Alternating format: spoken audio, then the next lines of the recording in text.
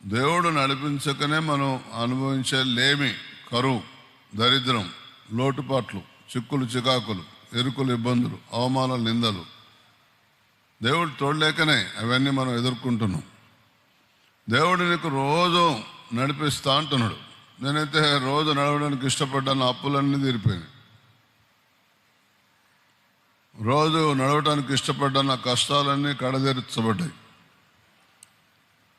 రోజు నడవడానికి ఇష్టపడ్డా, నా నీతి జనాలకి తెలిసిపోయింది. రోజు నడవడానికి ఇష్టపడ్డా, నేను నీరుగట్టిన తోటలాగా ఎప్పుడు సంతోషంగా, ఉల్లాసంగా, ఏ చింత, ఏ చికాకు లేదు.